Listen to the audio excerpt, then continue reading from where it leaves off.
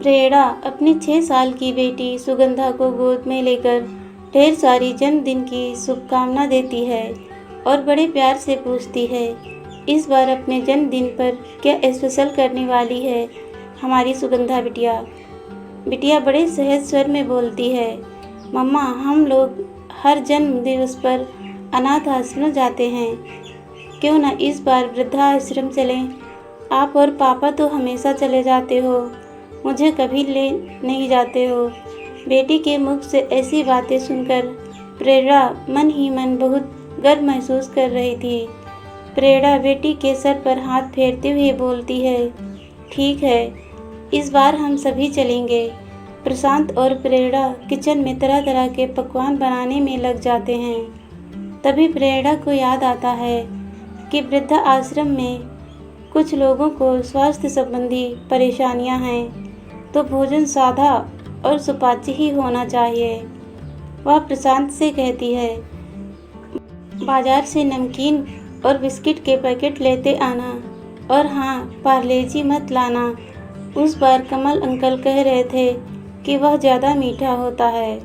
50-50 लाना, और नमकीन भी हल्की मूंग दाल वाली ही लेना। शाम को 6 बजे खुशी से चहकती हुई सुगंधा पूरे परिवार के साथ आश्रम पहुंचते हैं और खुशी खुशी सबको नाश्ते का पैकेट पकड़ाते हुए पैर छूकर सबका आशीर्वाद लेती है। सब लोग बड़े प्यार से उसको आशीर्वाद देते हैं और पूछते हैं कि बड़ी होकर क्या बनोगी। वह बड़ी ही सहजता से सबके प्रश्नों के उत्तर दे रही थी। तभी प्रेरणा को किसी के कराहने की आवाज़ सुनाई देती है।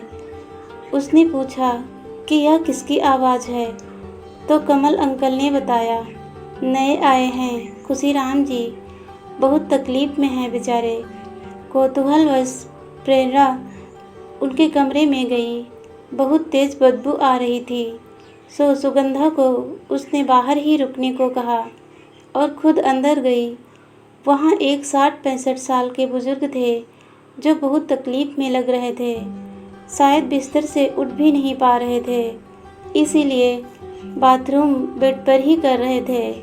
प्रेरणा ने सबसे पहले उनके रूम की सफाई करवाई, फिर उनके आंसुओं को पोंछते हुए उनके हाथों को अपने हाथ में लेकर पूछा, आपको क्या तकलीफ़ है अंकल जी। उन्होंने विखलते हुए कहा, बहुत ही करुणा भरी आवाज़ में बताया कि वर्षों पहले उनका एक्सीडेंट हो गया था। उसके बाद उनके दोनों पाँव में लोहे की रॉड डाली गई थी। अब वह बहुत दर्द दे रही है। प्रेरणा ने उनके आंसुओं को पोंछते हुए कहा, आप घबराइए मत अंकल, कोई फाइल वगैरह है तो मुझे दीजिए। अंकल ने कोने में रखे हुए अपने ब्रीफकेस की तरफ इशारा किया। उसे खोलकर फाइल निकाल रही थी। तभी 2-3 फ़ोटो और एक आईडी कार्ड एक लिफाफे में था जो नीचे गिर गया। प्रेरणा ने फ़ोटो उठाई और चौंकते हुए पूछा, अंकल यह आपका परिवार है। उन्होंने उदास स्वर में कहा, हाँ। फिर आप यहाँ कैसे? प्रेरणा ने पूछा। उन्होंने रुंधते गले से बताया कि उनके 2 बेटे हैं, 2 बहुएं हैं और दोनों के एक एक भी बच्चे हैं। पत्नी स्वर्गवासी हो चुकी है। प्रेरणा ने पूछा, बेटे क्या करते हैं?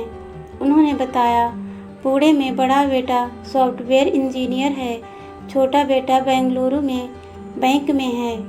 फिर आप यहाँ क्यों रह रहे हैं? प्रेरणा ने पूछा। अंकल अपने आंसुओं को रोकते हुए कहते हैं, जब तक पत्नी जीवित थी सब ठीक था। हम लोग मुंबई में रहते थे, बच्चों का शादी ब्याह कर दिया। वह अपनी दुनिया में खुश थे, कभी कभी आते भी थे, लेकिन एक दिन अचानक पत्नी की हृदय गति रुक गई और वह असमय ही चल बसी। उसके बाद मैं दोनों बच्चों के पास बारी बारी रहने लगा। 1-1.5 साल का सब ठीक चला, लेकिन धीरे धीरे मेरा शरीर कमज़ोर हो गया। मैं रोज़ बच्चों को गार्डन नहीं ले जा पाता था या सब्जी नहीं ला पाता था, तो बहुएं बहुत गुस्सा होती। एक दिन छोटी बहू के यहाँ कुत्ते को टहलाते हुए गिर गया। तब से चलना फिरना बहुत कठिन हो गया। डॉक्टर ने बोला इलाज में बहुत खर्च होगा। थोड़े दिनों तक मेरा इलाज भी करवाया, लेकिन धीरे धीरे बहू बेटों को मैं भारी लगने लगा। फिर इलाज कराने के बहाने दोनों बेटे मुझे सूरत ले आए और यहाँ पर छोड़ गए, यह कहकर कि यहाँ आपके उम्र के लोग हैं, आपका मन लगा रहेगा और हम लोग तो आते जाते भी रहेंगे। तब से 6 महीने हो गया, आज तक कोई नहीं आया। कहते ही अंकल फपक कर रो पड़े। तभी प्रशांत डॉक्टर को ले आए। डॉक्टर ने देखकर कहा इनका फिजियो चालू करना पड़ेगा और कुछ दवाएं भी बताई जो रेगुलर लेनी थी। प्रेरणा ने अंकल को विश्वास दिलाया कि मैं आपका पूरा इलाज कराऊंगी और हर महीने दवा समय पर पहुंचा दूंगी। प्रेरणा को वृद्धा आश्रम से विशेष लगाव हो गया था। अब तो सुखी राम के सेहत में भी काफ़ी सुधार हो गया था। वह अपना नित्य क्रम खुद ही कर ले रहे थे। होली का दिन था, सब लोग हर्षोल्लास से होली मना रहे थे। तभी प्रशांत ने प्रेरणा से कहा कि वह लोग अपने परिवार को कितना याद कर रहे होंगे। चलो हम लोग भी वृद्धा आश्रम चलते हैं। सच में वहाँ पहुंचकर प्रेरणा अचंभित थी।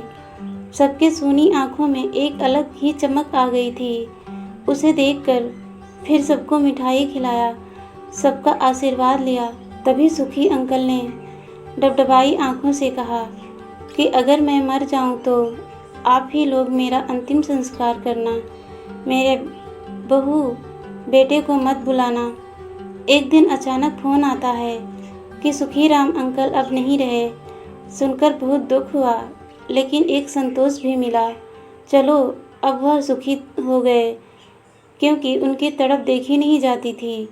करीब 2 महीने बाद कुछ ज़रूरी सामान और दवाएं लेकर आश्रम में ऑफिस में पहुंची तो वहां पर 2 सज्जन बहुत ही कहासुनी कर रहे थे मैनेजर से। आपने हमें क्यों नहीं सूचित किया? हम वहां अपने समाज वालों को क्या बताएंगे? हमें उनका अंतिम संस्कार तो करना था। तभी मैनेजर साहब ने मुझसे कहा, प्रेरणा जी, यह सुखीराम जी के बच्चे हैं, अपने पिता के तर्पण के लिए शांति पाठ कराना चाहते हैं भव्य रूप में।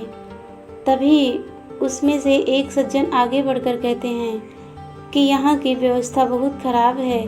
इन लोगों ने तो 13वीं करने के बाद हमें सूचित किया। अब हमें समाज के लिए तो कुछ करना पड़ेगा, इसीलिए हमने एक भव्य शांति पाठ रखा है। उनकी याद में आप ज़रूर आइएगा। कहते हुए उन्होंने कार्ड पकड़ाया। कार्ड देखते ही प्रेरणा को अजीब सी घुटन होने लगी। वह तेजी से कमरे से बाहर निकली और कार्ड को फाड़कर उड़ाते हुए अपने मन में बनारसी भाषा में बड़बड़ाने लगी, जियते बाप के पानी नहीं, मरले बाप के पिंडा। ये कहानी सत्य घटना से प्रेरित है।